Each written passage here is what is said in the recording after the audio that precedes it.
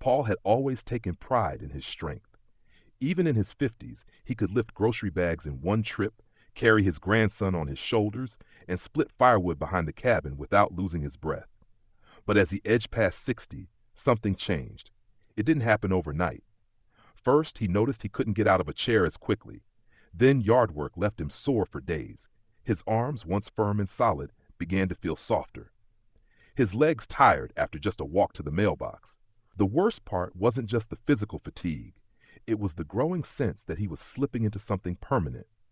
One morning, he sat at the kitchen table, frustrated, staring at a bowl of cereal he didn't want. His wife, Carol, was flipping through a magazine nearby. "You know what this says?" she said, tapping the page. "They're calling it sarcopenia, muscle loss after 60. It's not just aging, it's a condition." He looked over. The word sounded clinical, but it struck a nerve. "I figured it was just getting old," Paul muttered. "Well, they say you can fight it, but you have to eat the right stuff, especially first thing in the morning." She handed him the magazine. He read the headline, "Eat this every morning to defeat muscle loss after 60." Below it, a simple suggestion: start every day with protein-rich foods, particularly one that stood out: eggs. Eggs. Something so ordinary, so accessible. The article explained that eggs were packed with leucine, an amino acid critical for muscle synthesis. Older adults, it said, needed more of it to stimulate muscle repair. It wasn't enough to simply eat protein. They needed the right kind, at the right time. That morning, Paul pushed aside the cereal and made himself 2 scrambled eggs with spinach and tomatoes. It tasted good, real, filling food. Nothing fancy, but something about it felt different, deliberate. He stuck with it. Every morning, eggs. Sometimes boiled, sometimes in a veggie omelet, sometimes with a slice of whole grain toast. He started tracking his meals, reading more about protein timing, and adjusting his diet to ensure he hit his daily targets. But he didn't stop there. The article had also mentioned that pairing protein with light resistance training could reverse sarcopenia's effects.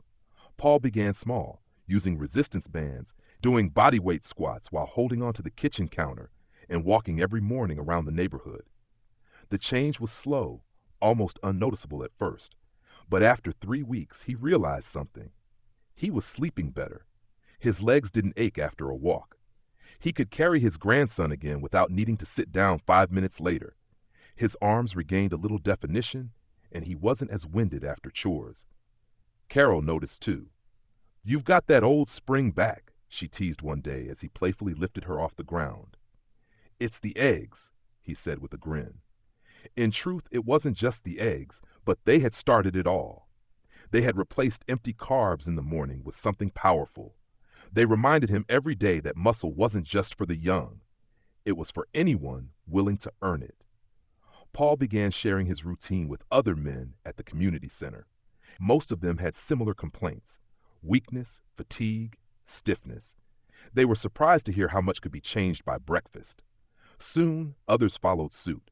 The center even started hosting a Strong Start breakfast meetup every Wednesday, where the table was lined with eggs, Greek yogurt, nut butters, and cottage cheese. One morning, a new guy named Victor asked Paul, "So that's it? You just eat eggs and lift soup cans and you're good?" Paul laughed. "It's not a magic trick. It's consistency. Every day, your muscles are deciding whether to grow or fade. You give them a reason, and they'll rise to the challenge." He never became a bodybuilder. That was never the point. But by 64, Paul was stronger than he had been at 58. He had more energy, more balance, and a steady sense of control over his body again.